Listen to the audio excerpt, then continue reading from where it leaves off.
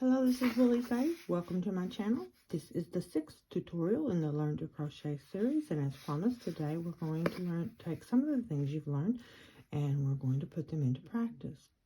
Now, just a little bit of a disclaimer. You'll often find on the internet that the same stitch will have 2 or 3 different names. I'm going to be using the one that's most commonly used, or at least to my knowledge, for this stitch, and it's called the lemon peel stitch or the peel stitch. But if you see it under a different name, don't think that I told you incorrectly. I am just telling you what I call it, and that is the most commonly used name that I know it by. So the first thing I want you to do is to create a slip knot, and I want you to wrap that 3 times around like you learned in the second tutorial. You're going to take that center one and you're going to pull it over the front one, and then you're going to take that one now that was the front one, the one behind it, and pull it over the top of your finger, and that should form a slip knot. If you need to review that further, you can find that in the second tutorial in this series. Okay, so go ahead and stick your hook in here, and by the way, I did forget to tell you I'm using a worsted weight wool yarn, and you should be using a size 5 hook, a 5mm hook, but I'm using a 4mm hook because, as you know, I always scale down on my hooks from what is recommended. You use what you're comfortable with for this. It won't make a lot of difference as long as it's working for you. All right, so now what we're going to do is we're going to chain 22, and remember that we will lose a stitch in this process. So let's chain 22. 1, 2, 3, 4, 5, 6, 7, 8, 9, 10, 11, 12, 13, 14, 15, 16, 17, 18, 19, 20, 21, 22. Remember that you can pause this video at any time and resume when you're ready. And if you need to review how to make a chain, you can find that in the second tutorial of this series. Once you have 22 chains, you want to turn your work over and look and find the back bump, and you'll begin second bump down to put single crochet stitches into each back bump. You should end up with 21 stitches in total. Go ahead and do that. 1, 2, 3. I kind of have to push mine through sometimes. That's what you get when you use a smaller hook. 4, 5, 6,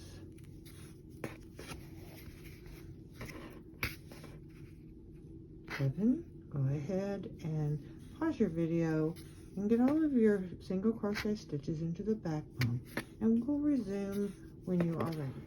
Okay, so you should have 21 single crochet stitches.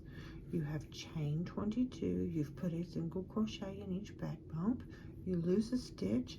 If you need to review that, you can go back to the second tutorial and the third tutorial to review how we set up the foundation chain and then set up a foundation row with single crochet stitches. So that's what we learned in the first and second tutorial, the second and third tutorials, I'm sorry, and that is exactly what we've done so far. So now that we've finished that, we have 21 stitches, single crochet stitches. We turn the work over, okay, and we're going to chain 1. Now, we have learned already that when we chain, that usually counts as a stitch. You will follow each pattern individually, of course, but in most cases, that's going to serve as your first stitch. So we're going to skip this stitch right here, and we're going to move directly into the next one with a single crochet. All right, and again, the single crochet is in tutorial number 3. So we're going to pull that up, and we're going to come through 2 loops, and in the next stitch we're going to do a double crochet, and the double crochet stitch can be found in tutorial number 4. So we're going to wrap, so there's a hook under 2 loops. We're going to pull up a loop, have 3 loops on our hook, come through 2 and go through 2. If you need to review it, you can find that in tutorial number 4. In the next one, we're going to do a single crochet stitch. So again, the next stitch will be a double crochet stitch.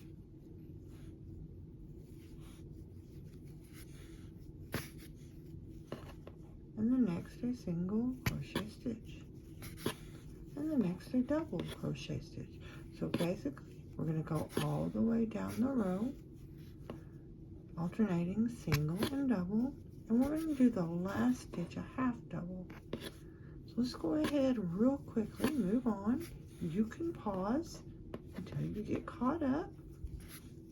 You can also rewind and watch again if you want to see how we've done it so far. Moving right along so that we can just get to the next page. You take your time, move at your own pace.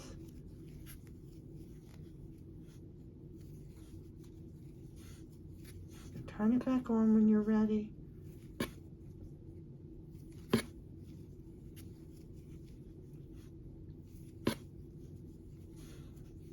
We're just doing a single and a double all the way down. Now if you've gotten these in each stitch the way you should, be sure that's right. This is good too to learn to recognize what those stitches look like.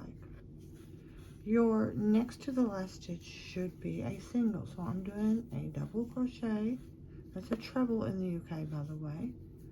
And then I'm doing a single crochet, which is a double in the UK. Single crochet, and now I'm going to put a half double in the final stitch.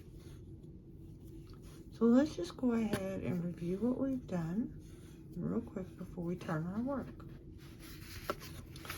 We started out with a chain 1, and that counted as our first stitch. We moved to the second stitch and we put in a single crochet. And then next we put in a double, single double all the way down. Our next to the last stitch, 2 stitches from the end, was a single crochet, and the final stitch was a half double crochet. The half double was in tutorial number 5. So if you need to review that, you can go back to number 5, and I believe that's the first stitch we did in that tutorial. So you shouldn't have to search very far for that. Okay, so now we're going to turn our work over, and our hook should be on the right hand side. All right, and we're going to start again by chaining 1, only we're going to switch it up just slightly, so you'll need to kind of watch. On the first stitch, we've chained 1, so that counts as our first stitch. And on the second stitch, if you need to spread that work out a little just to be sure you're putting it in the right place, first stitch skip because we've chained. Second stitch should have been a single crochet on the previous row, but in this time we're going to put a double crochet in there. Okay, there we go. Now this was a double crochet, and we're going to put a single crochet in it. Now we're going to put a double crochet in the next one. So we have just done the exact opposite of what we did before. Single crochet in the one that was a double before.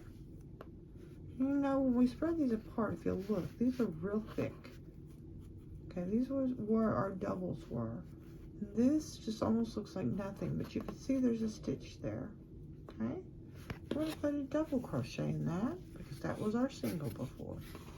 And now see this thick one, that was a double before, so we're going to put a single in it. Okay, I need to loosen up my yarn here real quick. Just make sure we have plenty to work with. Oh. Pull this back around, a little bit of a mishap. And we spread it apart. Now we have a single crochet stitch there from before, because see, these thick ones are the doubles. See, it's right there. Put a double crochet in that one. All right, and a single where the double was, so we're just doing the opposite. Okay. Double in that space between, that was a single crochet. This thick one here, that was double, so we're going to put a single crochet in there. So we're just putting doubles in the, where the singles were, and singles where the doubles were. Now all the way down. Okay, that'll be a single, and that'll be a double. Single, double. Now if you need to review these stitches, like I said, go back to the previous tutorial. You're going to come back and apply them while you work, because you now know what you need to be doing. And the final one, I'm putting a double crochet stitch, and then I am going to do a half double on this side, and I'm going to turn it. Okay?